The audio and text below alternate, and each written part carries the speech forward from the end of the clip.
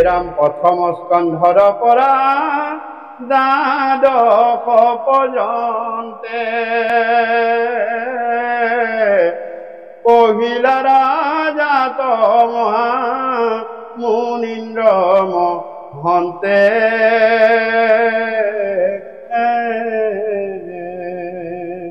সংক্ষেপ করিয়া উদ্ধারিয়া তার হার শঙ্করের শিলা কৃষ্ণ চরিত্র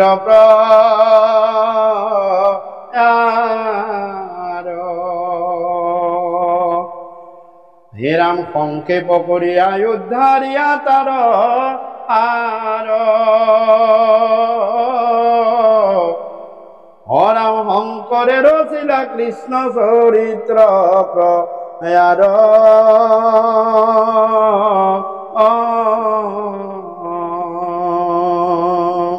কৃষ্ণ জয়তে মোৰ দুজনা গুৰু দুখানি অভয়শিষণ স্মৰণ কৰি সেৱন কৰি বন্ধন কৰি আজি এই পবিত্ৰ বাৰ পবিত্ৰখন পবিত্ৰ উদ্দেশ্যে আমি বৈকুণ্ঠৰ পৰম পবিত্ৰ শ্ৰীমদ ভাগৱত শাস্ত্ৰ ভগৱন্ত পুৰুষৰ 6 জন ভকত 12 জন বৈষ্ণৱ আৰু 14 বৈকুণ্ঠৰ পাৰিষদক আমি হৃদয়ত মূৰ্তিমন্ত কৰি লৈ কায় মন বাক্যে সুচি শুদ্ধভাৱে সত্য সত্য সত্য সত্য ভগৱন্তৰ শ্ৰীচৰণত শৰণ লৈ আমি কৃষ্ণ কথা শ্ৰৱণ আনন্দ লাভ কৰিবলৈ আমি কলিযুগত দুৰ্ঘোৰ কলিযুগত ভগৱন্তৰ কৃপাতহে পাৰিছোঁ।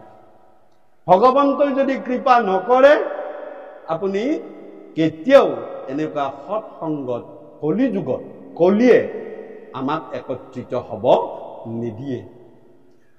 গতিকে আমাৰ উদ্দেশ্য সৎ, আমি সৎ উদ্দেশ্যৰে আমি ইয়াত একত্ৰিত হৈছোঁ। সেইকাৰণে ভাগৱতে পিছত এটা শব্দ ক'ব, আলোচনা কৰিম। আৰু মোৰ কৃপালু গুৰুজনাৰ গুৰু বন্দনাৰে প্ৰথম আমি মহাপুৰুষীয় পৰম্পৰাখিনি সকলোৱে জানো যে আমাৰ 4 বস্তু আছে। 4 বস্তু হ'ল গুৰু, দেৱ, নাম, ভকত। গতিকে ভগৱন্তৰ ওচৰলৈ যাবলৈ 4টা পৰ্যায় লাগিব। প্ৰথম হ'ল গুৰু। গতিকে ভাগৱতখনেই ভগৱান। আমি এতিয়া ভগৱানৰ ওচৰলৈ গৈ আছো, তাত গ'লেও পৰম্পৰা লাগিব। কিন্তু সেইকাৰণে আমি পোনপ্ৰথমে গুৰু বন্দনাৰে ভাগৱত কথা আৰম্ভ কৰোঁ। গুৰুৱে আমাক কৃপা কৰক, আমি ভগৱন্তৰ যাতে আমি ওচৰলৈ যাব পাৰোঁ। ভাগৱতখনেই কলিযুগত ভগৱান, বেলেগ আৰু ভগৱান সেই হিচাপে নাই। ভাগৱততে ভগৱানৰ সকলো শক্তি, সকলোখিনি। গতিকে প্ৰথম গুৰু বন্দনা। গুৰু বন্দনাৰ পিছত কৃষ্ণ দেৱৰ বন্দনা, অৰ্থাৎ ভাগৱতৰ মূৰ্তিৰ বৰ্ণনা পাঠ কৰা হয়। কৃষ্ণদেৱৰ বাংময় স্বৰূপ মূৰ্তিটো হৈছে ভাগৱত। গতিকে ভাগৱতৰ মূৰ্তি বৰ্ণনা কৰা হৈছে। 3 নম্বৰ মংগলাচৰণ কৰা হৈছে। এয়া আমি যে প্ৰথম পাঠ কৰিলো, এয়া মংগলাচৰণ। মংগলাচৰণ কি বস্তু? এয়া কলিযুগত মাংগলিক আচৰণ কৰিব পৰা এটাই বস্তু আছে, বাকীবিলাক সব অমংগল সূচক। তুমি কলিযুগত যদি এটা বস্তু মাংগলিক সূচক আছে, সেইটো হৈছে ভগৱন্তৰ নাম, কৃষ্ণ নাম, হৰি নাম। এহে মংগল স্বৰূপ কৰিব পাৰে। আমাৰ ইন্দ্ৰিয়বিলাকক যদি মাংগলিক আচৰণ কৰিবলৈ বিচাৰে, তেতিয়া ভগৱন্তৰ নাম মুখত লওক। যেনেকুৱা যে এটা উদাহৰণেৰে কৈছো, ভগৱন্তই কাকো তেনেকুৱা নকৰক যে মই আজি অমুকক বা অমুক কাৰণত মই মানে হাতেৰে প্ৰহাৰ কৰিম, কিন্তু কৃষ্ণ নাম লৈ প্ৰহাৰ কৰিম। আপোনাক নামটোৱে ল'ব, প্ৰহাৰ কৰিব নিদিয়ে। হয় মানুহজনক কৰবাৰ পৰা কৰবালৈ আনি গুচি যাব, আৰু নহলে আপোনাৰ ইন্দ্ৰিয়বিলাক খোজকাঢ়িব। সেইকাৰণে ভাগৱতৰ ধৰ্মৰ বিষয়ে ক'বলৈ গৈ 2য় স্কন্ধৰ প্ৰথমতে কৈছে কৃপালু গুৰুৱে যে কি ভগৱন্তৰ নামটো স্মৰণ কৰাটোৱেই মংগল। হে জয় জয় কৃষ্ণ যাৰ স্মৰণ মংগল, জাগ যোগাদিৰো হৰি নামে মহাফল। ভগৱন্তৰ নাম হৃদয়ত স্মৰণ হোৱাটোৱেই আমাৰ শৰীৰটোৰ কাৰণে মাংগলিক আছে। আমি আজি ইয়াতে ভগৱন্তৰ নাম স্মৰণ কৰিছো, ভগৱন্তৰ নাম গুণানুকীৰ্তন কৰিছো, আৰু এই হৈছে সকলো জগতৰ মাংগলিক আচৰণ। সেইকাৰণে মাধৱ মহাপুৰুষে ঘোষাত লিখি থৈ গৈছে, বা সকলে প্ৰসংগ কৰে, যুগল আপোনালোকে গায়, কি বুলি গায়? অ জগ জীৱন ৰাম, জগ জীৱন ৰাম, জগতৰ সুমংগল তোৱা গুণ নাম, জগ জীৱন ৰাম, জগ জীৱন ৰাম। গতিকে আমি তৃতীয় পৰ্যায়ত কি কৰিছো? মংগলিক আচৰণ। অৰ্থাৎ আমাৰ ইয়াৰ মাজত কৰবাত যদি কিবা অমংগলসূচক বস্তু আছে, ভাৱ আছে, ধাৰণা আছে, সেইখিনি হৰিনামে সকলোখিনি নাইকিয়া কৰিব। গতিকে তৃতীয় পৰ্যায়ত মংগল আচৰণ, অৰ্থাৎ গুৰু দেৱ, দেৱৰ পিছত আমি নাম লৈছো, কৃষ্ণ নাম লৈছো। এতিয়া তাৰ পিছত আমি ভকত পৰ্যায়লৈ যাম। ভকতে কিয় ভাগৱত শুনে?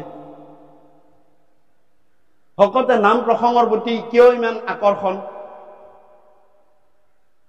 বহুতে ক'ব গ'লে আমাৰ লক্ষ্মীনাথ বেজবৰুৱা দেৱৰ কথাত ক'ব গ'লে ওপৰ চকুৱা, যিটো শব্দ তেখেতসকলে ব্যৱহাৰ কৰে, যে বহুত ওপৰ চকুৱাই ভাবে যে ভকতে ঘৰত খাব নাপায়, বব নাপায়, ল'ব নাপায় কাৰণে লোভতে আহি হৰিনাম কীৰ্তন কৰে, গাদী প্ৰসাদৰ লোভত। এইটো আমাৰ ভাষা নহয় দেই, এইটো মানে লক্ষ্মীনাথ বেজবৰুৱাৰ ভাষা।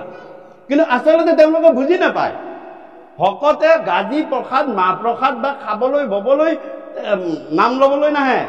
আচলতে কিয় আহে? সেইটো ভগৱন্ত পুৰুষে, কপিল ভগৱানে মাকক কৈছে, নিজৰ মাকক, মোৰ ওচৰলৈ ভকতে এনেকুৱা আছে যে মোৰ ওচৰত জ্ঞানময় আনন্দ ৰস পায়, জ্ঞানময় আনন্দ ৰসত মগ্ন হবৰ কাৰণে ভকতে মোৰ ওচৰলৈ আহে। সেইখিনি বিচাৰি অহাৰ কাৰণে মই তেওঁক 4 পুৰুষাৰ্থৰ লগত ফ্ৰী দি দিওঁ।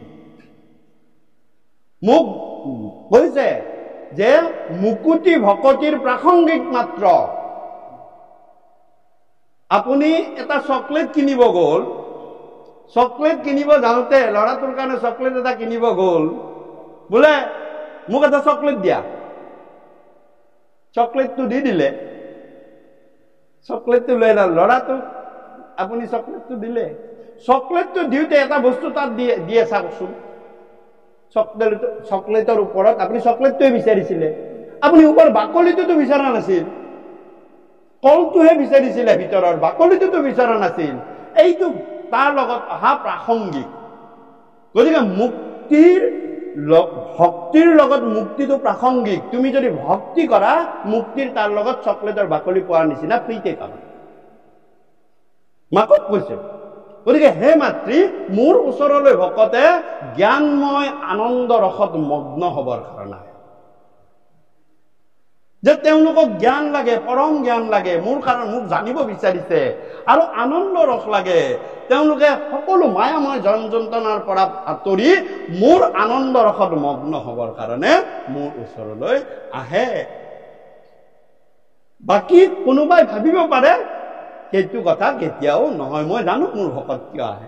গতিকে আমি তৃতীয় পৰ্যায়ত, তাৰপিছত ভকতে কি বিচাৰে যে ইয়াত আমি জ্ঞানময় আনন্দ অলপ পাব লাগে, আজি 1-2 ঘণ্টা আমি সময় আমি সেই কৰিম, কিছু নহয় কিছু আমি অবুধেও যিমানখিনি পাৰোঁ, আমাৰ শক্তি জ্ঞান ভগৱন্তৰ যিমানখিনি কৃপা হৈছে তাতকৈ আৰু অলপো আমি ওপৰলৈ যাব নোৱাৰোঁ। ভগৱন্তই যিটো আমাক হৃদয়ত দিছে, যিটো আমাক দিছে, সেইখিনিয়ে আপোনাৰ আগত আমি নিবেদন কৰিব পাৰিম কৃষ্ণ। গতিকে তৃতীয় পৰ্যায়ত ভকতে আহে কিয়? জ্ঞানময় আনন্দ। গতিকে ভকতৰ উদ্দেশ্যে, ভকতে যদি কয় যে আজি অমুকটো স্কন্ধ পঢ়কচোন, বা অলপ জানিব মন আছে, বা আজি এই উদ্দেশ্যে অনুষ্ঠানটো পতা হ'ল, কোনটো স্কন্ধ বা পঢ়িব, অনুষ্ঠানটোৰ উদ্দেশ্য আৰু ভকতৰ অনুৰোধ বা ভকতৰ মানে প্ৰাৰ্থনা মতে, ইচ্ছা মতে তাৰপিছত এটা স্কন্ধ বা পঢ়া হয়। গতিকে গুৰু, দেৱ, নামৰ পিছত ভকত আহিব। এতিয়ালৈ আমি ভকত পৰ্যায় পোৱা নাই, পাম। বোলে কেতিয়াবা ভকতে ক'ব নহয় আজি এইটো জন্মদিন বা কৃষ্ণ জন্মখিনিকে পঢ়ক, বোলে আজি অমুক বা বিবাহৰ কাৰণে ভাগৱত পাঠ কৰা হৈছে, গতিকে অলপমান কপিল ভগৱানৰ জ্ঞানৰ কথা পঢ়ক, সংসাৰৰ জ্ঞানৰ কথা পঢ়ক, বোলে বা শ্যামন্ত হৰণকে অলপ পঢ়ক বিবাহৰ কথা, হয় নে নহয়? গতিকে তৃতীয় পৰ্যায়ত সেইটো আহে। আৰু এই পৰ্যায়ৰ পিছত এটা বস্তু থাকে, সেইটো হৈছে গুৰু উপদেশ। প্ৰতিটো স্কন্ধৰ শেষৰ ফালে গুৰুৱে কাহিনীবিলাক বিভিন্ন পুৰাণ উপপুৰাণৰ পৰা আনিছে, কিন্তু গুৰুৰ নিজা মতটো হৈছে গুৰু উপদেশ। এইখিনি গুৰুৰ নিজস্ব কথা, নিজস্ব চিন্তা, নিজস্ব ধাৰণাৰে আমাক কি কৰিছে ভাগৱতত সেইখিনি যে অন্য নিয়া নিনিয়া, কিন্তু উপদেশখিনি হৃদয়ত ধৰি লৈ যাবা। কাহিনী বহুত পুৰাণত বিভিন্ন ধৰণে আছে, কোনোবাত বেলেগ আছে, কোনোবাত বেলেগ আছে, কিন্তু গুৰু উপদেশ আপুনি বেলেগত ক'তো নাপায়। শেষৰ সাৰ বস্তুখিনি হৈছে গুৰু উপদেশ তত্ত্ব। গতিকে এইখিনি ভাগৱতৰ আমি প্ৰথম উপস্থাপনৰ বিষয়ে অলপ কলো। আৰু হে সেৱস্থলী বাগবান্ধৱ আই মাতৃ সমস্ত, মোৰ কৃপালু গুৰুজনাই ভাগৱত আৰম্ভ কৰিছে। চাওক, জয় জয় কৃষ্ণ। মই দুটা মানে এটা স্তৱক চাৰিটা শাৰীয়ে মই আলোচনা কৰিম। তাৰপিছত জয় জয় কৃষ্ণ কৃপাময় মহেশ্বৰ,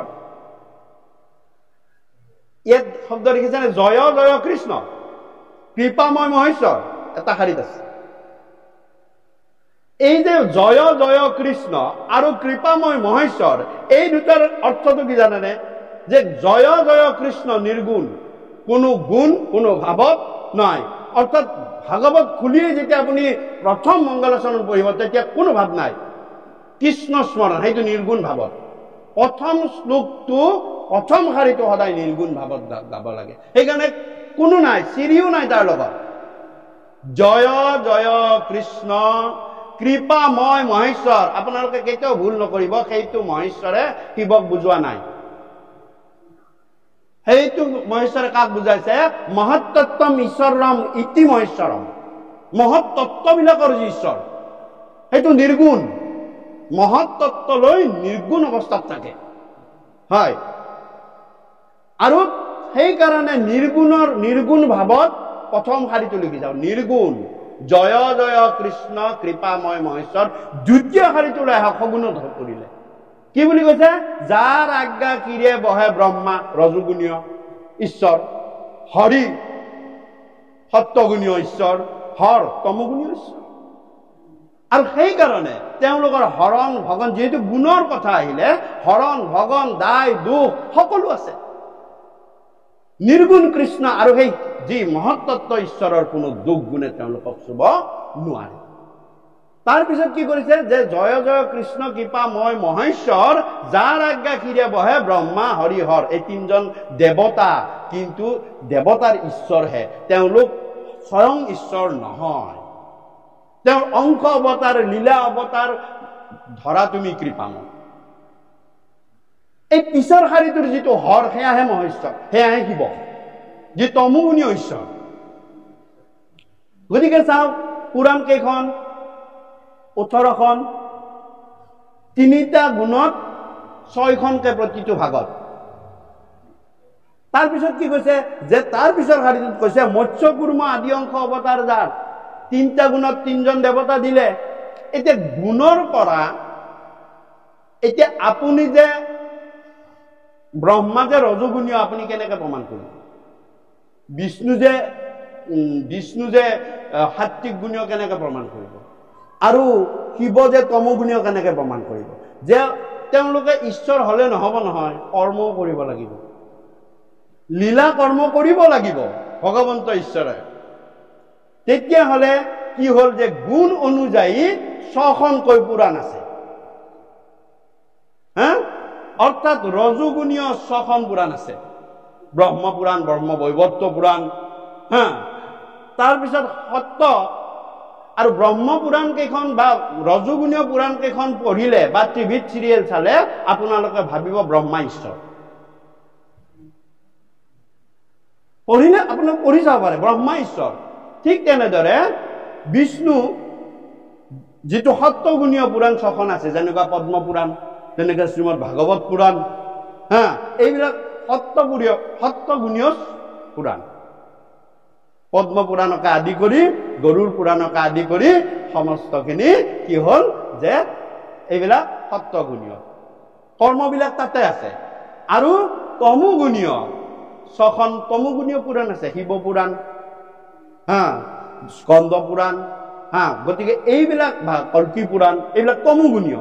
আৰু তাত আপোনালোকে যদি চাই সেই চিৰিয়েল বা সেই গ্ৰন্থখিনি পঢ়ে শিৱ ঈশ্বৰ, কিন্তু প্ৰত্যেকে কৈছে নহয় আমাতকৈ ওপৰত ব্ৰহ্মাই কৈছে নাৰদক পুতেকক যে মোতকৈ এজন আছে ওপৰত, শিৱই কৈছে নিজৰ পাৰ্বতীক যে মই শ্ৰেষ্ঠ নহয় পাৰ্বতী, মোতকৈ আৰু এজন আছে। বিষ্ণু কৈছে মই শ্ৰেষ্ঠ নহয়, মোতকৈ আৰু এজন আছে।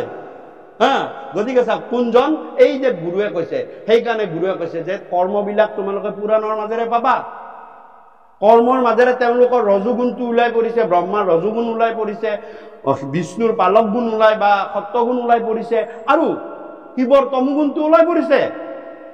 কিন্তু তোমালোকে এইবিলাকত মাথা মাৰি লাভ নাই, গুৰুৱে কৈছে। সেইকাৰণে গুৰুৱে 4 নম্বৰ শাৰীটোত কি বুলি ক'লে যে ঈশ্বৰ কৃষ্ণক কোটি কোটি নমস্কাৰ। প্ৰথমতে আৰম্ভ কৰা সেই নিৰ্গুণ কৃষ্ণক মই পুনৰ আৰু কি কৰিলো, সেৱা জনালো। আমাক কৈছে যে তোমালোকে এই নিৰ্গুণ কৃষ্ণৰ কথা চিন্তা কৰা, এই গুণীয় ঈশ্বৰ কেইজনৰ কথা তোমালোকে একো চিন্তা কৰিব নালাগে। গতিকে ভাগৱতৰ 4টা শাৰীৰ এইখিনি কথা আমি চমুকে কৃষ্ণ হে ৰাম শৌন কবদতি সুত শুনা সুত মহামানী পৰম পাতকী কলি পাইলে হেন জানি। হে ৰাম আৰম্ভিলো যজ্ঞ আখি অনাম সহস্ৰ বৎসৰ হোমে ধুমে ধ্ৰুম বৰ্ণ ভৈল কলে বৰ। হে ৰাম যিটো কৰ্ম কৰো ইয়াৰ নাহি কে বিশ্বাস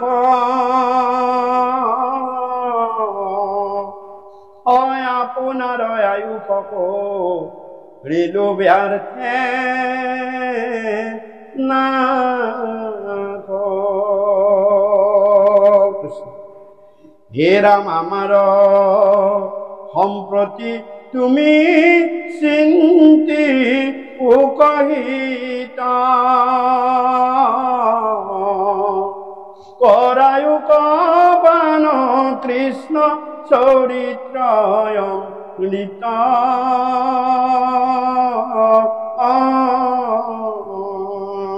কৃষ্ণ সুত মহামুনিৰ আগত শৌনক প্ৰমুখে 28,000 ঋষিয়ে কলিযুগৰ 260 বছৰ যোৱাৰ পাছত আহি সানুনয়ে নিবেদন কৰিছে যে হে সুত, তুমি আমাক 260 বছৰ আগতে যি কথা সুক মহামুনিয়ে গংগাৰ তীৰত মহাৰাজ পৰীক্ষিতৰ আগত কৈছিল সেই কথা তুমি আমাক পুনৰাই কোৱা।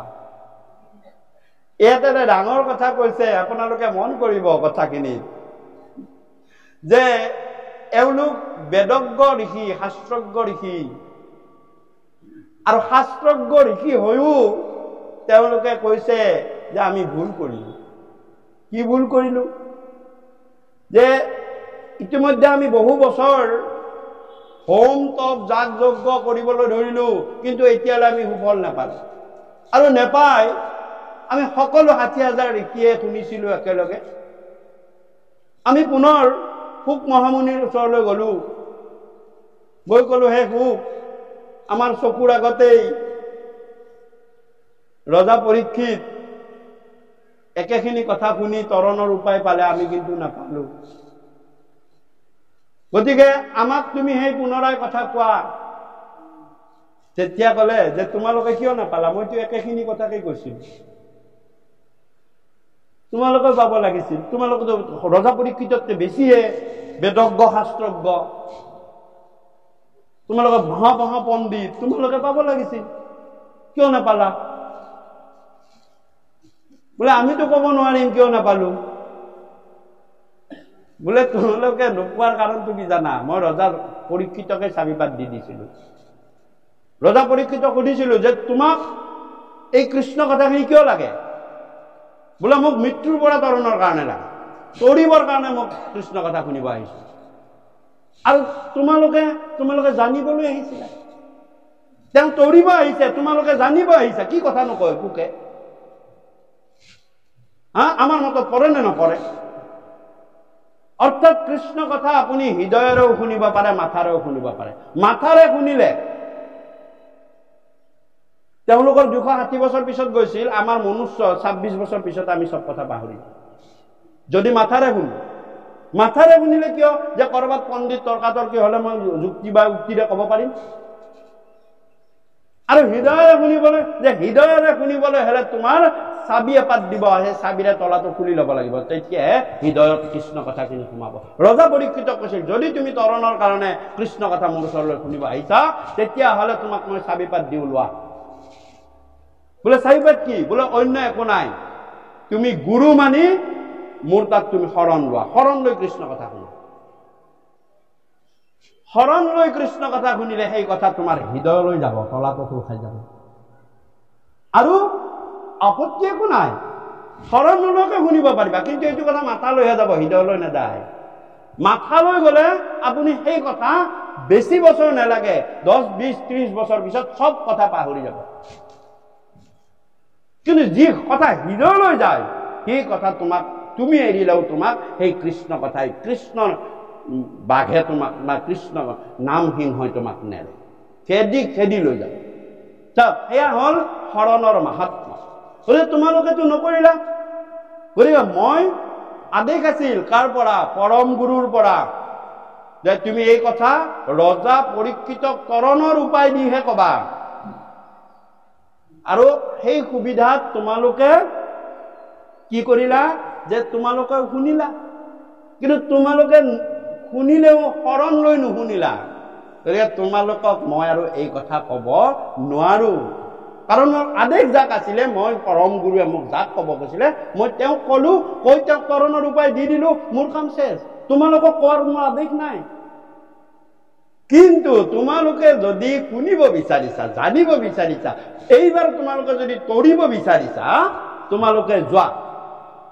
বোলে কত? যে অকুলীন সুত, নিকুলীয়া সুত পৰীক্ষা চালে। তোমালোকতকৈ বহুত নিকুলীয়া সুত তেওঁ পিছত বহি আছিলে। পিছত বহি জানো আগৰ ছাঁটো পৰিলেই তোমালোকে পানী ছটিওৱা, সেইকাৰণে ভয়ে ভয়ে পিছত বহিছিল। মোৰ পিতৃৰ লগত তেওঁ মোৰ বন্ধু হয়, একেলগে কৃষ্ণ কথা শুনিছিল পিতৃৰ লগত, হয়, উচ্চশ্ৰৱাৰ পুত্ৰ। গতিকে সেই সুতক মান্য কৰি তেওঁৰ ওচৰত তোমালোকে শৰণাপন্ন হলে সেই কৃষ্ণ কথা শুনিলে একেখিনি কথাই তেওঁ কব, আৰু তেতিয়া তোমালোকে তৰি যাব পাৰিবা। পৰীক্ষা চালে, যেতিয়া 60,000 দেখিয়ে গুচি আহি কি হল? ৰাস্তাত তেওঁলোকে কলে নাই নাই নাই, আমি ইমান বেদজ্ঞ শাস্ত্ৰজ্ঞ, আমি অকুলীন ভূতৰ মুখেৰে কৃষ্ণ কথা নুশুনো, এই বুলি 32,000 দেখি তাৰ পৰা ফালৰি কাটি দিলে। দুভাগ হল, সংখ্যাগৰিষ্ঠ বেছিভাগেই গুচি গল ভাগৱত কথাত, ভূতৰ মুখৰ পৰা ওলোৱা কথাত বিশ্বাস নকৰিলে। সেইকাৰণে এতিয়াও ভাগৱত কথাৰ মতত বিশ্বাস কৰা মানুহ কম আৰু নকৰা মানুহ বেছি। 32,000 গুচি গল। সেই 28,000 কথা ইয়াত ওলা যে 28 সহস্ৰ দেখি বেদত প্ৰধান, লগতে পিছত কি বুলি কৈছে? বেদত প্ৰধান। বেদত প্ৰধান মানে তেওঁলোকে বৈদিক সমস্ত ৰীতি নীতি জানে। বিষ্ণুৰ নৈমিষ ক্ষেত্ৰ মহাপুণ্য স্থান, পুণ্যস্থান, এইখিনি আজি পুণ্যস্থান, স্থানৰ মাহাত্ম্যতা কথা মনত ৰাখিব। 3টা দোষ আমাৰ সংসাৰ বিলাকত আহে, 3টা দোষ। 3টা দোষে আমাৰ সংসাৰ বিলাকত প্ৰৱেশ কৰে। আৰু সেই 3টা দোষ হৈছে, 1 নম্বৰ দোষ হৈছে অন্ন দোষ। অন্ন সিদ্ধ বা অন্ন যজ্ঞ, সেইটো অন্ন ব্ৰহ্ম যজ্ঞ হয়, তাক যদি শুদ্ধভাৱে আপোনালোকে সিদ্ধ নকৰে, তেতিয়া অন্ন দোষে আপোনাকেই নহয়, গোটেই পৰিয়ালটোকেই নহয়, যিমান জীৱই সেই অন্ন খালে সকলোলৈ অন্ন দোষ বিয়পি গৈছিল। অন্ন ব্ৰহ্ম হয়, 4 প্ৰকাৰৰ ব্ৰহ্মৰ ভিতৰত অন্ন প্ৰথম ব্ৰহ্ম। অন্ন ব্ৰহ্মই কায়িক দেহটোত কি কৰে? সপ্ত ধাতুৰ সৃষ্টি কৰে। গতিকে অন্ন সিদ্ধ কৰোঁতে সেয়া ভাত ৰান্ধিলো, ল'ৰা ছোৱালীয়ে খাব, এই ভাৱত কেতিয়াও নকৰিব। সেয়া ব্ৰহ্ম যজ্ঞ হয়। অন্ন যিহেতু ব্ৰহ্ম, আৰু ব্ৰহ্মক যেতিয়া তুমি সিদ্ধ কৰিব গৈছা, তাত যজ্ঞ হয়। সেয়া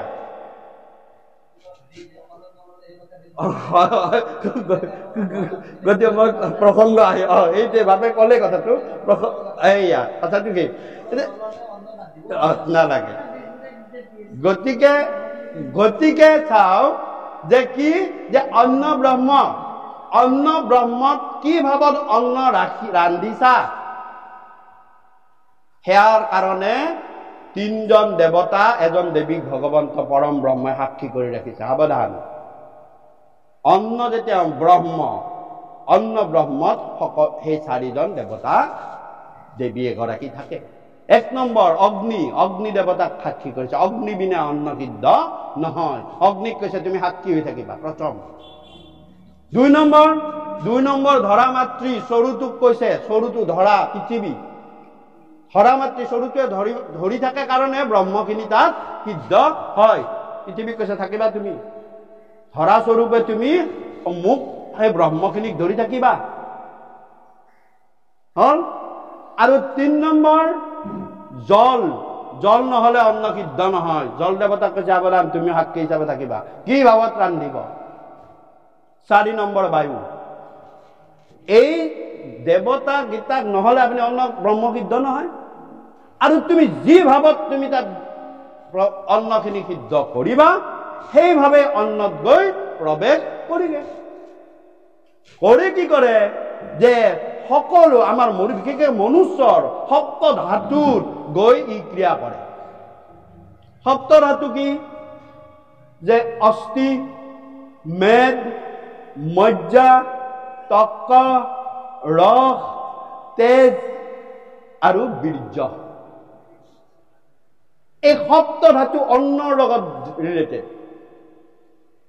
চাওক, গতিকে অন্ন যদি অশুদ্ধ হয়, ল'ৰা ছোৱালীৰ গাত দুখ নাই, কৈছে যে তুমি 10টা টিউটৰ ৰাখা ল'ৰা ছোৱালীক ভাল কৰিবলৈ, তোমাক কাম নিদিয়ে। শুদ্ধ ভাৱত ভগৱানক চিন্তা কৰি ভগৱন্তৰ প্ৰসাদ জীৱক মই প্ৰদান কৰিম, মোক ভগৱন্তই এই শক্তি অন্নপূৰ্ণা শক্তিটো দিছে, মই প্ৰসাদ হিচাপে সিদ্ধ কৰোঁ। মাকক ভালদৰে অন্নখিনি ৰান্ধিব দিয়া, তেওঁ নিজে ভাল হৈ যাব। আমাৰ মোবাইলটো লৈ অন্ন সিদ্ধ কৰে। আজি যদি প্ৰথম কথাটো গ'ল, মোবাইলটো লৈ অন্ন সিদ্ধ কৰে। কি কথা আহিছে ঠিকনা নাই। কোন সময়ত হাঁহি উঠিব, কোন সময়ত খং উঠিব, কি কথা কোনে কব, তাৰ কি মানে আছে? হা, কি হল? তাত সোমাই গ'ল ভাৱটোৱে কি কৰিলে যে এই সপ্ত ধাতুত যেতিয়া ক্ৰিয়া কৰিলে কৰ্মেন্দ্ৰিয় বিলাকে পৰিচালিত হল সেই ভাৱত। গতিকে এই অন্ন ব্ৰহ্ম সিদ্ধ কৰোঁতে আই মাতৃসকলৰ সাৱধান। 1 ঘণ্টাৰ কাৰণে মোবাইলৰ চুইচ বন্ধ, যে মই এইখিনি সময়ত ব্ৰহ্মযজ্ঞ কৰিম। আমাৰ ভাবে কি? চাওক, 2 নম্বৰ ব্ৰহ্মটো কি মই কৈছো, সেয়া হৈছে নাদ ব্ৰহ্ম বা শব্দ ব্ৰহ্ম। 2 নম্বৰ ব্ৰহ্ম। এতিয়া অন্ন ব্ৰহ্মৰ কথাটো কলো, যে অন্ন ব্ৰহ্মৰ এটা দোষ যদি মই ইয়াত কৰো, আপোনালোকে মোক আলোচনা বিলোচনা কৰি গোটেইখন কাইলৈ ফাটি ফুটি যাব যে এজন ভাগৱতী আহিল, কাণত মোবাইল, এখন কাণত মোবাইল, আনখন কাণত ভাগৱত। কব নে নকব? একে ব্ৰহ্ম, কিন্তু মই শব্দ ব্ৰহ্ম সিদ্ধ কৰিছো আমি ইয়াতে, আৰু আপোনালোকে অন্ন ব্ৰহ্ম সিদ্ধ কৰে, কাণত কিন্তু মোবাইল থাকে, আৰু আমি মোবাইল ললে কব কি বদনাম। কিন্তু আপোনালোকে সেইটো ভুল প্ৰতিদিনেই কৰি আছে।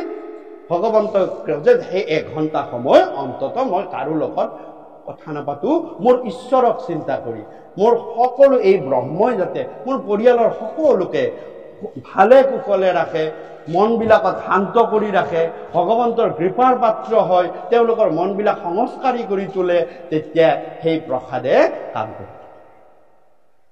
2 নম্বৰ শব্দ ব্ৰহ্ম। এয়া আমি যে 2 নম্বৰ শব্দ ব্ৰহ্ম সিদ্ধ হৈ আছে, আমি ইয়াত শব্দ ব্ৰহ্মৰ কথা কৈ আছো।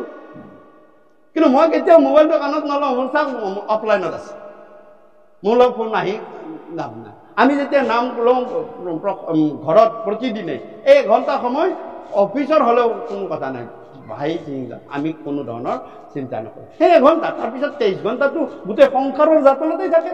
1 ঘণ্টাটো ভগৱানক দিওঁ, 23 ঘণ্টা তুমি সংসাৰত ডুবি ফুৰা, আমি একো নকওঁ। কিন্তু 1 ঘণ্টা মোৰ কাৰণে দিয়া, তেতিয়া তোমাক 1 ঘণ্টাই মই তোমাক পৰমায়ু দি দিম। কি কেনেকুৱা যে আজি যি এই 1 ঘণ্টা সময় আমি ইয়াতে কথা পাতি আলোচনা কৰি আছো, যমক কৈছে, যম সংহিতাত আছে, যমে সুধিছে যে হে প্ৰভু, মইতো আপোনাৰ 12 বৈষ্ণৱৰ ভিতৰত পঢ়ো। বোলে হয়, কিন্তু মোৰ কলি যুগত কৃষ্ণ কথা শুনিবলৈ সৌভাগ্য নাথাকিব নেকি? 12 বৈষ্ণৱতো থাকিব লাগিব। মই প্ৰথমতেই ক'লো যে 12 বৈষ্ণৱক আমি হৃদয়ত নতিলো, তাৰ ভিতৰত যমো আছে। কিন্তু মই যিফালে যাওঁ, মই মৃত্যুৰ গৰাকী, মই যিফালে যাওঁ মোতকৈ আগতে জীৱবিলাক দৌৰ মাৰে ভয়তে, মই ধৰিম মই মাৰিম বুলি। মই কি কৰিম? মই কেনেকৈ কৃষ্ণ কথা শুনিব পাম? তেতিয়া কৈছে হে যাওঁ, মোৰ কথা য'ত শ্ৰৱণ কীৰ্তন হৈ থাকিব তাত তুমি ৰজা নহয়, তুমি বৈষ্ণৱ হিচাপে তাত থাকিব লাগিব। আৰু বৈষ্ণৱ হিচাপে থাকিলে তুমি জীৱৰ আয়ু ক্ষয় কৰা ক্ষমতাটো তোমাৰ নাই।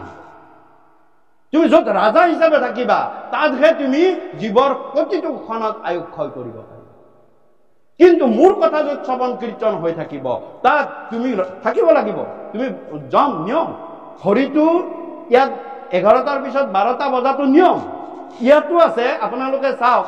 আৰু ঘৰতো আপোনালোকৰ ঘড়ীটো 11টাৰ পৰা এইখিনি সময়ত 12টাই বাজিব লৈছে, হয় নে নহয়? এইটো নিয়ম প্ৰত্যেকতে আছে। কিন্তু ইয়াত যি ঘণ্টা থাকিলে যমে সেই ঘণ্টাটো সেই জীৱৰ, কোনো জীৱৰ ইয়াত কোনো জীৱৰ, অকল মনুষ্যৰ নহয়, পোক পৰুৱা যিমান কৰ্ণত আছে, কৰ্ণ যিয়ে শুনিব পাৰে, শ্ৰৱণ কৰিব পাৰে, শুনা নহয় শ্ৰৱণ কৰিব পাৰে, সকলোৰে পৰমায়ু তাৰমানে কি হৈছে? আয়ুটো ক্ষয় নাইকিয়া হৈছে, ক্ষয় কৰিব নোৱাৰা হৈছে। ক্ষয় কৰিব নোৱাৰিলে সেইটো লাভ হ'ল নে নহ'ল? সেইকাৰণে কৃষ্ণ কথা শুনিলে পৰমায়ু লাভ হোৱা বুলি কয়।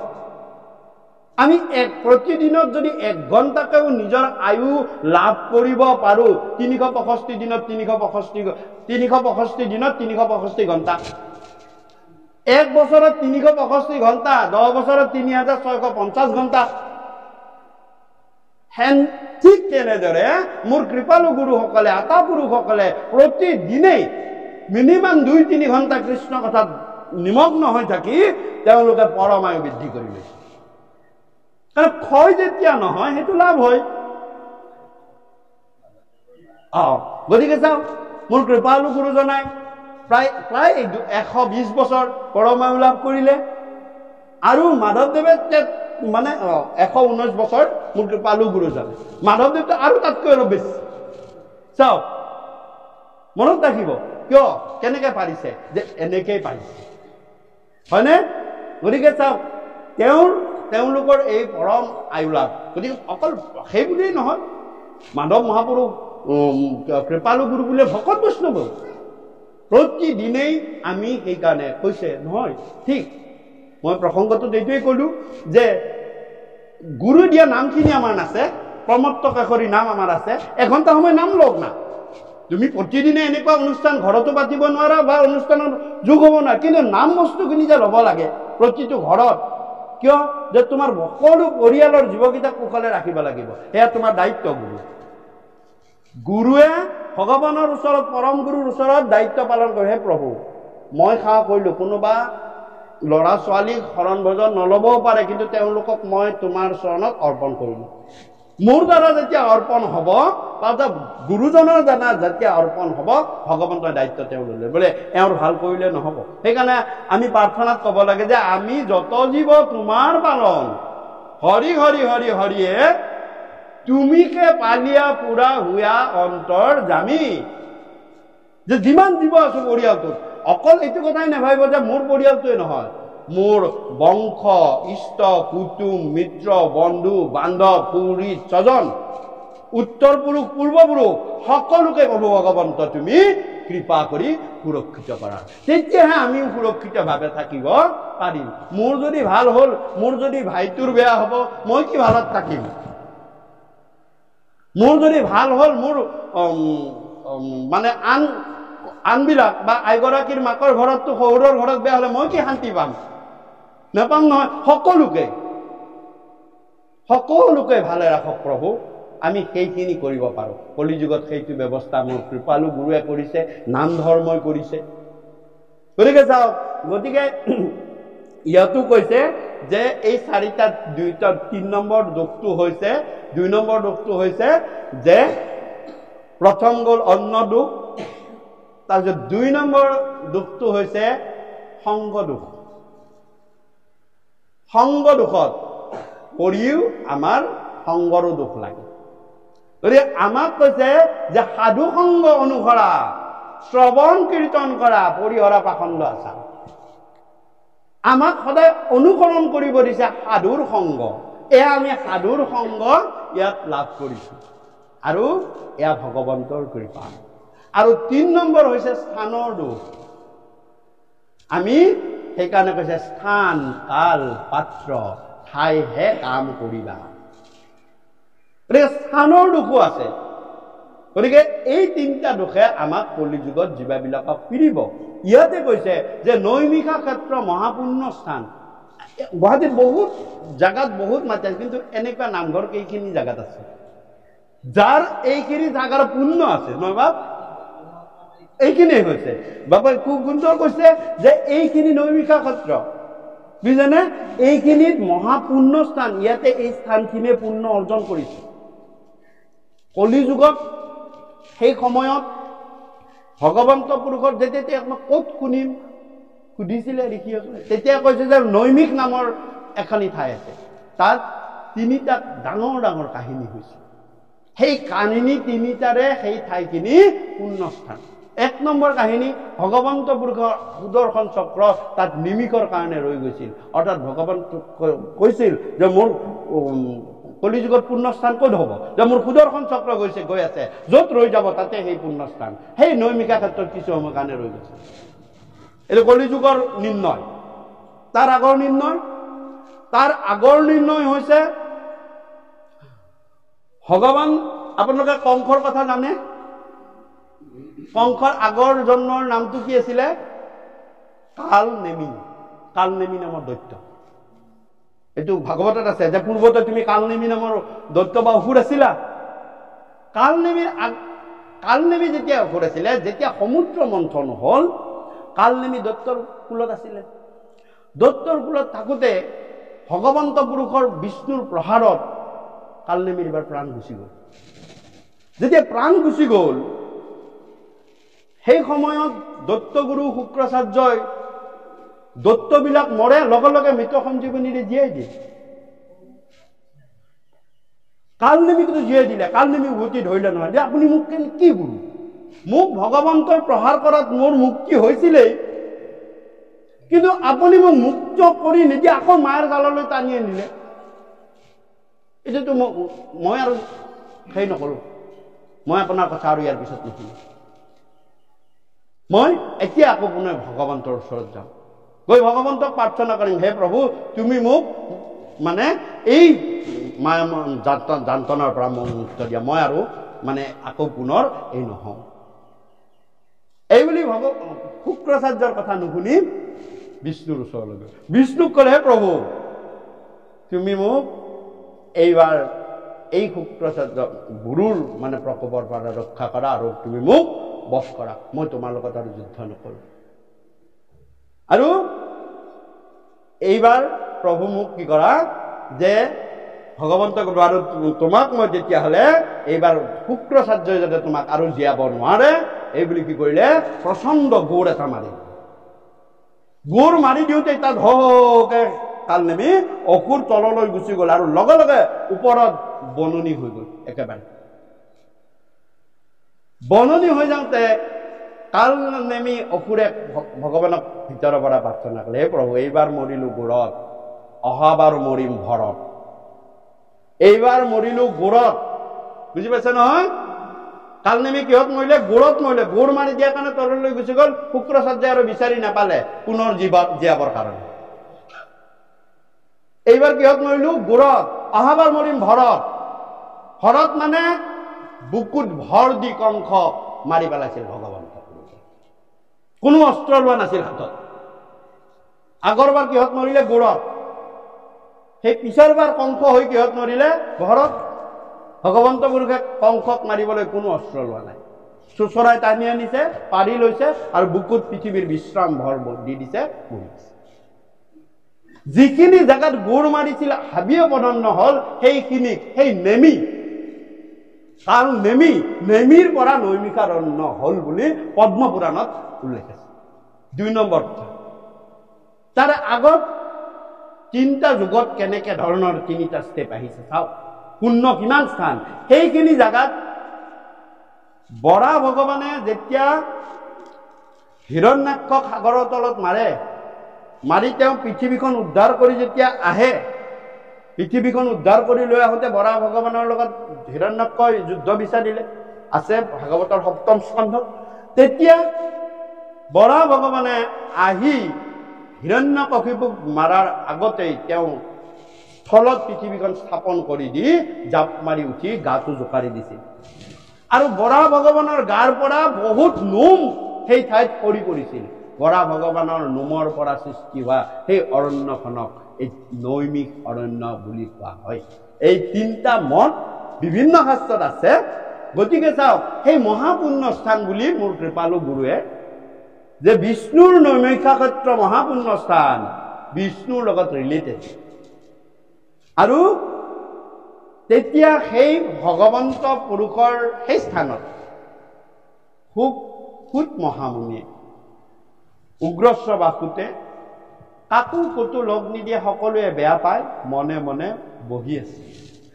আৰু বহি থাকোঁতে তেতিয়া সি এই 28,000 ঋষিক সৌন প্ৰমুখ কৰি 28,000 ঋষিয়ে সেই নৈমিষাৰণ্যলৈ আহি সুতক কৈছে। কি বুলি কৈছে? হে ৰাম, আমাৰ সম্প্ৰতি তুমি চিন্তিও কহিত, কৰায়ো কপান কৃষ্ণ চৰিত্ৰয়ৃত, পৰম ঈশ্বৰ কৃষ্ণ দেৱ নাৰায়ণ, হে তানে মহাভক্তিটো শ্ৰৱণ কীৰ্তন, ইহা কোন জানিয়ান কৰ্ম কৰি মৰু, কয়ো কৃষ্ণ কথা কুত আমি যেন তৰু, ইহা দেখে আমাৰ মিলিল মহাৰংগ, তুমি হেন মহন্তক ভাগ্যে পাইলো সংগ। চাওক, ঠিক আছে। সেই উগ্ৰশ্ব বাসুতৰ ওচৰত তেওঁলোকে কাকুতি কৰিলে। কি কাকুতি কৰিলে? ইয়াত ডাঙৰ এটা কথা কৈছে যে ইহা কন জানি যে পৰম ঈশ্বৰ কৃষ্ণ দেৱ নাৰায়ণ, তানে মহাভক্তি এইটো শ্ৰৱণ কীৰ্তন। আৰু ইহাক নজানি আন কৰ্ম কৰি মৰো, কয়ো কৃষ্ণ কথা কুত আমি জানো।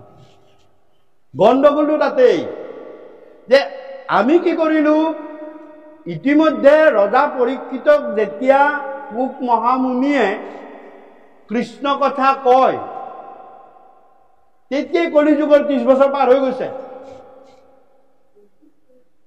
আৰু সেইকাৰণে কোনো হোম তপ যাগযজ্ঞ কাম কৰা নাই। ৰজাক শ্ৰৱণম কীৰ্তনম, শুনা আৰু শ্ৰৱণ আৰু কৰা, কীৰ্তন কৰা বুলি কৈছিল। আমি সেই কথাত বিশ্বাস নকৰি তাৰ পিছতো আমি কি কৰিলো, যে ভাগৱতত কৈছে সহস্ৰ বছৰ, বহু বছৰ আমি কৰিলো, কি কৰিলো, হোম তপ যাগযজ্ঞ কৰিলো, কিন্তু আমি তাৰ পৰা কোনো ফল নেপালো। নোপোৱাৰ কাৰণটো হ'ল যে তেওঁলোকে যুগ ধৰ্ম মানি কাম কৰা নাই। সত্য যুগে ধ্যান, ত্ৰেতা যুগে যজ্ঞ, দ্বাপৰ যুগৰ পূজা আছিল, কলিত হৰিৰ কীৰ্তন বিনাই আৱৰ নাহিকে দুজা। আমি এতিয়াহে কথাটো মনত পৰিছে, বোলে কি, বোলে আমি কৃষ্ণ কথা একান্ত মানে শ্ৰৱণ কীৰ্তন কৰিব লাগিব, কৰিলেহে আমি কলিযুগত তৰণৰ উপায় পাম। গতিকে হে কোত, তুমি আমাক সেই কৃষ্ণ কথা, পৰম অমৃত কথা আমাক কোৱা। আৰু কি বুলি কৈছে, পৰাং ইহা তেখে আমাৰ মিলিল মহাৰংগ তুমি হেন মহন্ত ভাগ্য পাইলো সংগ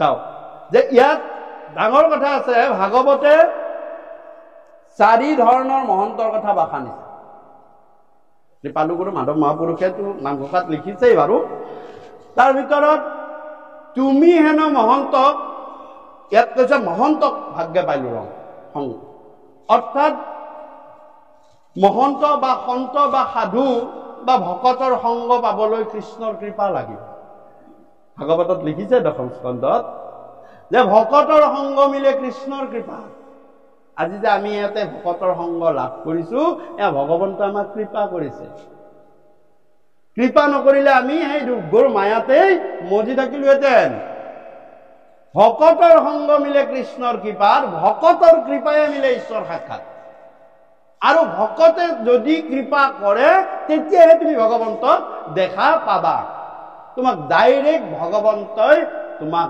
দেখা নিদিয়ে কাৰণ ভকতৰ তাতে ভগৱন্ত পুৰুষে কলি যুগৰ দাপৰ যুগৰ শেষত ৰহস্য তত্ত্বটো থৈ গৈছে গতিকে চাও ইয়াতে কৈছে তুমি হেন মহন্তক ভাগ্য পাইলো মানে সংগ ইয়াত মহন্ত বুলি তেওঁক সম্বোধন কৰিছে তেওঁ কিন্তু অকুলিংগুত তেওঁ নিজে পিছত কব হা হয়নে ইয়াত কথাটো কি যে প্ৰথম হৈছে জাত মহন্ত মানে কোনোবা এজন মহন্তৰ পৰিয়াল বা বংশত জন্ম পালে তেওঁৰ সন্তান তেওঁ মহন্ত এটা আৰু তাৰ পিছত কৰ্মে মহন্ত 2 নম্বৰ কুক হৈছে কৰ্মে মহন্ত উদাহৰণ হু কি তেওঁ অকুলিনত জন্ম কিন্তু তেওঁ কৃষ্ণ কথা ভাণ্ডাৰ ভিতৰত আছে এতিয়া ইমান মহান অন্তৰ সেই অমৃত তত্ত্ব তেওঁ এতিয়া বিলাই দিবলৈ লৈছে জন্ম কিবা দিয়ক যাৰ হৃদয়ত কৃষ্ণ তত্ত্ব অমৃত তত্ত্ব আছে আমি এটা ৰসগোল্লা পালে ৰুমৰ চুকত খোৱাটোৰ কথা চিন্তা কৰোঁ হয়নে ভাল ৰাজভোগ পালে কিন্তু অমৃত আছে এই অমৃত অকলে তেওঁ খাই থৈ দিয়া নাই তেওঁ সন্ত পৰ্যায়ত থাকি খালে এয়া সন্ত পৰ্যায়ত থাকি আপোনালোকে আজি একান্ত মানে কৃষ্ণ কথা শ্ৰৱণ কৰিছে আৰু ইয়াত গৈ যেতিয়া ঘৰত আপোনালোকে কব যে তুমি যাব নোৱাৰিলা নাই ৰবা মই অমুক অমুক কথা জানি আহিলো হা সেইটোত আপুনি মহন্ত হল তেওঁ সন্ত হল তেওঁ কিন্তু একান্ত মানে আপোনাৰ কথাখিনি উলাই নকৰি শুনিব লাগিব যে সন্ত সৎযুগ অন্তৰ সৎ অন্তৰেৰেহে কৃষ্ণ কথা শুনিব পাৰি অন্তৰত যদি আপোনাৰ অসৎ তত্ত্ব বা পাপবোধ থাকে তেতিয়া আপুনি কৃষ্ণ কথা শুনিব নোৱাৰে পাপে চিত্ত উচ্চ পিছ কৰে হৰিধ্বনি শুনি কাণ ফাটে নিন্দা কৰি ফুৰে ঘাটে বাটে কি বকি আছে ইমান সময় ইমান গৰমত বুলি কোৱা মানুহ যে এই পৃথিৱীত নাই আপোনালোকে নাভাবিব হা গতিকে চাওক যে সন্ত পৰ্যায়ত থাকি সুখে শুনিছিল সেই সময়ত যে মই শেষত হলেও কৃষ্ণ কথাখিনি শুনিম আৰু এতিয়া তেওঁ কৈছে যে তুমি এটা মহান তুমি শুনিলা নহয় তুমি আমাক বিলাই দিয়া মহান যুগ অন্তৰ তেওঁ কৈছে মহন্ত তেওঁ অমৃত কথা সকলোকে বিলাই দি খাইছে তেওঁ খালে আৰু আনকো বিলাই দিলে গতিকে এইটো হৈছে কৰ্মত মহন্ত 3 নম্বৰ স্বভাৱে মহন্ত কোন আছিল ৰজা পৰীক্ষিত তেওঁ কিন্তু ক্ষত্ৰিয় কুলত জন্ম আছে হৈল শিশু স্বভাৱে মহন্ত বুলি কৈছে ভাগৱত পৰীক্ষিতৰ জন্মত কৈছে যে স্বভাৱ ভাৱ নিজৰ ভাৱটো কি আমি আচলতে মনৰ ভাৱটোহে প্ৰকাশ কৰোঁ স্বভাৱ মানে আত্মাৰ ভাৱটো আমি প্ৰকাশ কৰিব ক্ষমতা নাই যিদিনা তুমি স্বভাৱ আত্মালৈ আনিলা তেতিয়া মনত ৰাখিবা তুমি পৰমাত্মাৰ ফালে গতি কৰিবা মন তোমাৰ কলৈ গ'ল অন্তঃকৰণৰ ফালে গুচি গ'ল আৰু যেতিয়া তুমি মনক বহিৰ ফাললৈ আনিবা কিন্তু বাহ্যিক সংসাৰৰ মায়ামলৈ আহিবা গতিকে এই হৈছে স্বভাৱ ভাবিলেহে ভগৱন্তক ভজিবে পাৱই নভাবিলে কদাচিতো ওচৰো নাপাৱ সেইকাৰণে মাধৱ মহাপুৰুষে কৈছে হে ভাৱক ভাই ভজ ভগৱন্ত ভক্তি ভাৱে ভগৱন্তক ভজিয়া পৰম গতি পাব তেওঁ আমাক ভাবিব কৈছে স্বভাৱ নিজৰ ভাৱটো যে মই মই দেহটো মই নহয়, এইটো মোৰ দেহটো মই নহয়, মইতো মোৰ ভিতৰতহে আছে। তেওঁ কোনে ভাবিছে? ৰজা পৰীক্ষিত আৰু চাৰিত্ৰিক মহন্ত উদ্ধৱ। তেওঁ কি ভাবে চৰিত্ৰৰ মহন্ত, চাৰিত্ৰিক মহন্ত হৈছে? যে চাৰিত্ৰিক মহন্ত হৈছে যে তেওঁ সেৱা, কৃষ্ণৰ সেৱাৰ বাহিৰে, পদ সেৱাৰ বাহিৰে তেওঁ একো কথা নাজানে। উচিষ্ট ভোজন কৰিব জানে, কৃষ্ণ এৰেহে খাব জানে, বেলেগ কথা একো নাজানে। আৰু কৃষ্ণক সেৱা কৰাটোৱেই তেওঁৰ ধৰ্ম।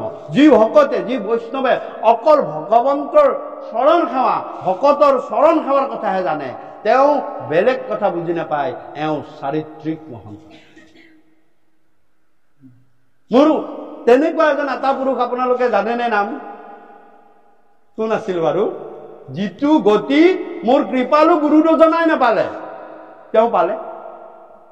এজন আতা পুৰুষে এনেকুৱা গতি পালে, পৰম গতি পালে, যি কৃপালু গুৰু দুজনাই নাপালে। চৰিত পুথিত আছে।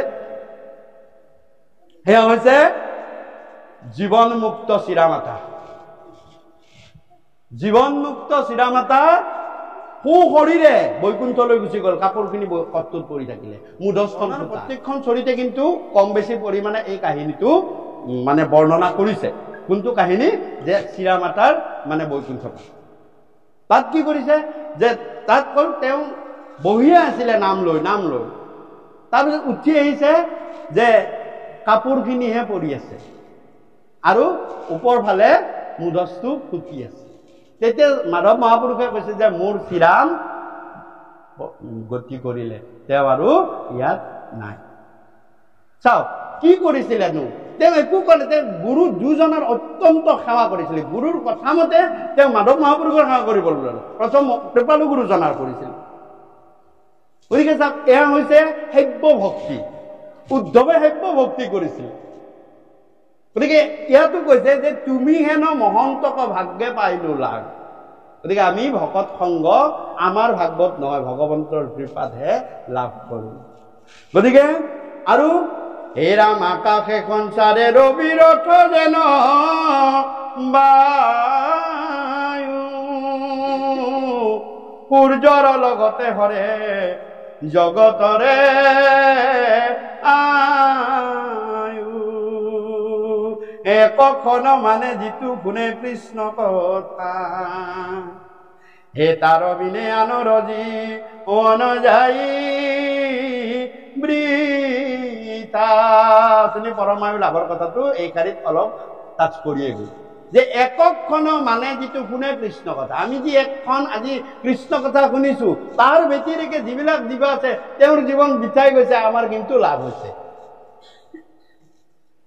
আমাৰ কি হৈছে? লাভ হৈছে। কিন্তু বাকী তাৰ ব্যতিৰেকে যিবিলাক জীৱ আছে তেওঁলোকৰ জীৱন বিঠাই গৈছে। আৰু কি কৈছে? অ ৰাম কৃষ্ণ তয়ৰ বিয়া আমি কৰো কৰ্ম যত, তাতো নানা বিঘ্নি আছে জানিলো মনত, এতে কেপি আয়ু কৃষ্ণ চৰিত্ৰ অমৃত। হে শ্ৰৱণ মাত্ৰকে যেন সংকৃত কৃত। গতিকে কৃষ্ণক অৰ্পিয়া আমি কৰো কৰ্ম যত। আমি চব কৰ্ম কৃষ্ণতে অৰ্পণ কৰিছো, কিন্তু আমি তাৰ পৰা একো ফল পোৱা নাই। কিয় ফল পোৱা নাই? তেওঁলোকে যুগ ধৰ্ম অনুযায়ী কাম কৰা নাই। তেওঁলোকে যজ্ঞ কৰিছে, হয়, শুদ্ধভাৱে কৰিব বিচাৰিছে, তাকো কৃষ্ণত অৰ্পণ কৰিছে। কিন্তু যদি যুগ ধৰ্ম মতে নকৰে, কৃষ্ণত অৰ্পণ কৰিলেও তাৰ ফল পোৱা নাযায়। এয়া প্ৰমাণ তেওঁলোকে নিজেই ক'লে যে আমি কৃষ্ণত অৰ্পণ কৰিছো, কিন্তু তাৰ পৰা আমি একো ফল নাই পোৱা। কিয়? আমি যুগ ধৰ্ম মতে কৰা নাই। আৰু সেইকাৰণে কৈছে যে শ্ৰৱণ মাত্ৰকে যেন সংকিত। গতিকে এতিয়া আমাক তুমি কৃষ্ণ কথা শ্ৰৱণ কৰিবলৈ আমাক দিয়া। গতিকে শ্ৰৱণ আৰু শুনাৰ মাজত পাৰ্থক্য আছে। শুনিলো, এখন কাণে শুনিলো, সিখন কাণে ওলালো। শ্ৰৱণৰ কথা হলে শ্ৰৱণ কৰিলে 6টা লাভ হৈ যায়। মনন, একান্ত মনে শ্ৰৱণ কৰিলে মনটো আপোনাৰ স্থিৰ হৈ যায়। এইবাৰ তুমি কিহৰ কণ্ট্ৰোল হলা যে তুমি মনৰ কণ্ট্ৰোল নহয়, তুমি এইবাৰ যাৰ কথা শুনি আছা তেওঁৰ কণ্ট্ৰোলত আহিল। মই এটা সামান্য উদাহৰণ দিওঁ যে বয়সীয়াল কিছুমান বান্ধৱৰ এনেকুৱা হয় যে পায়খানাত থাকিলে 5 মিনিটত তেওঁ 2বাৰ উঠা বহা কৰিব লাগে। কণ্টিনিউৱাছ 5 মিনিট তেওঁ কনষ্টেণ্টলি তলত বহি থাকিব নোৱাৰে। একেজন মানুহ ভাগৱত কথা 3 ঘণ্টা একেৰাহে বহি উঠি আহি আমাক কয় যে বা কেনেকুৱা কি হল, মইতো 5 মিনিটত 2বাৰ উঠা বহা কৰো, কিন্তু আজি মই যে 3 ঘণ্টা বহি থাকিব পাৰো। মই বোলো চাওক, এয়া আপুনি কাৰ কথা শুনি আছে? যে পৰমাত্মা, পৰম ঈশ্বৰ, পৰম পুৰুষৰ কৃপা আপোনাৰ পৰম পুৰুষৰ পৰিছে, আপোনাক মনে হিলাব নোৱাৰে। আমি যেতিয়া মনৰ কণ্ট্ৰোল হৈ থাকো তেতিয়া অস্থিৰ মনে আমাক তলং নলং কৰি ঘূৰাই ঘূৰাই 5 মিনিটত 2বাৰ। কিন্তু কৈছে তুমি মনৰ কণ্ট্ৰোল নহয়, তুমি পৰমাত্মাৰ কণ্ট্ৰোল হোৱা, তেতিয়া তোমাৰ লগত 6টা গুণ লগত সহনশীলতা, সহ্য কৰিব পৰা গুণটো আহে, সৰলতা যিটো সাধুৰ গুণ, বিনম্ৰতা। হে প্ৰভু আমি একো নাজানো, আমি তোমাৰ তুচ্ছ দাইছিলো, বিনম্ৰতা, উদাৰতা। চাওক এই সহজ সহজ সাধুৰ গুণবিলাক আহি গাত 6টা লগ লাগি যায় আৰু তোমাৰ মনটো তেতিয়া তোমাৰ আণ্ডাৰত থাকি যায়। যে এইবাৰ মনক তুমি হেঁচা মাৰি গৈছা, নাই মন তুমি ধৰা নাই, তুমি মই বুলি যিটো কৈছে এতিয়া আত্মাই ধৰিছে। এয়া প্ৰমাণ আপোনালোকে পাব, আপোনালোকে পাবই। আৰু ইয়াতো কৈছে যে শ্ৰৱণ সেইকাৰণে কৰিব লাগে যে শ্ৰৱণ শুনাটো হ'ল বাহ্যিক কৰ্ণেন্দ্ৰিয়ৰ কাম। শুনাটো কাণৰ, সেইটো বাহ্যিক শৰীৰটোৰে কৰে। শ্ৰৱণটো অন্তঃকৰণ, ই ভিতৰত কৰেগৈ। অন্তঃকৰণ কাৰণে শ্ৰৱণ প্ৰথম, অৰ্থাৎ ভিতৰত লৈ আপুনি শুনি, কাণেৰে শুনি, কাণৰ কৰ্মেন্দ্ৰিয় কাণেৰে শুনি ভিতৰলৈ নিব লাগিব, তেতিয়া শ্ৰৱণ হ'ব। আৰু ভিতৰত যেতিয়া নিব তাৰপিছতে কীৰ্তন হ'ব। অন্তঃকৰণ ভিতৰত, শুনিলো বাহিৰতে থাকিল, বাহিৰতে গ'ল, কিন্তু শ্ৰৱণ ভিতৰত হয়। আৰু সেইকাৰণে কৈছে যে ভগৱানৰ কৃষ্ণৰ কথা তুমি ভিতৰত শুনা, সাৱধান চিত্ত কৰি শুনা, মন বুলি নাই। চিত্তটো হৈছে মনৰ 4ৰ্থ পৰ্যায়। হৰিৰ নামৰ শুনিও মহিমা, সাৱধান কৰি চিত্ত, অজমিল নামে আছিলা ব্ৰাহ্মণ, উৎসাত হৈ লাপতিত। গতিকে চিত্ত সাৱধান কৰি শুনিব, মন নহয়। আৰু সেইকাৰণে মোৰ কৃপালু গুৰুজনাই কৈছে যে মনক কণ্ট্ৰোল কৰা। সেইকাৰণে প্ৰথম বৰগীতত প্ৰথম আখৰটোৱে আহিছে মন মেৰি ৰাম চৰণ লাগু। এ মন মোৰ ৰামৰ চৰণত, অৰ্থাৎ চিত্তলৈ মোক টানি লৈ গৈছে। মোক বাহিৰলৈ বৰহে নিয়ন্ত্ৰণলৈ মোক নানিবা, মোক কলৈ নিয়া? ভিতৰলৈ নিয়া। গতিকে ইয়াতো কৈছে হে ৰাম জাগ যুগ কৰ্ম কৰি দুখ পালো মাত্ৰ, আবে কহি উপমহা ভাগৱত শাস্ত্ৰ। কৃষ্ণ কথা ইটো অমৃতটো কৰি সাদ, একোনো সুত সুখ পৰি ভিতৰ বাদ। গতিকে এনেদৰে সুতক 28 সহস্ৰ ঋষিয়ে কৃষ্ণ কথা সেই নৈমিষাৰণ্যত ক'বলৈ অনুৰোধ কৰিলে। আৰু তাৰ লগতে তেওঁলোকে যদিও মহাৰাজ পৰীক্ষিতে 5টা প্ৰশ্নহে শুকক সুধিছিল, তাৰ ভিতৰত তেওঁলোকে আৰু কেইটামান প্ৰশ্ন যোগ কৰি দিলে যে এইটো কথা নহয়। কিন্তু সেই ৰজা পৰীক্ষিতৰ কথাটো লৈ আমাৰ অলপ চিন্তা হৈছে যে ইমান শক্তিশালী ৰজা এজনে, ইমান মানে যি নেকি সপ্ত দীপা বসুন্ধৰা তেওঁ কণ্ট্ৰোলত আনিছিল, তেওঁ ইমান ডেকা কালতে কিয় প্ৰাণ ত্যাগ কৰিবলগীয়া আছে আৰু তেওঁৰ জন্ম কেনেদৰে হৈছিল কি কাৰণত তেওঁ তৰুণ কালতে ডেকা কালতে তেওঁ প্ৰাণ ত্যাগ কৰিবলগীয়া হয় আৰু হৰিক স্মৰণ কৰি তেওঁ কেনেদৰে তনু এই দেহ এৰিলে এইখিনি প্ৰাসংগিক প্ৰশ্নও আমাক তুমি উত্তৰ দিয়া তুমিতো সেই সময়তো আছিলা আমিও দেখিছিলো কিন্তু গতিকে এই কথাখিনিও আমি পাহৰিয়ে গৈছো গতিকে তুমি আমাক পুনৰাই সেই কথাখিনি প্ৰশ্নখিনিৰ উত্তৰ তুমি দিয়া এইদৰে ঋষিসকলে 28,000 ঋষিসকলে মহাৰাজ পৰীক্ষিতক মানে এইখিনি কথাৰে ভাগৱত কথা অৱতৰণ কৰিলে কৃষ্ণ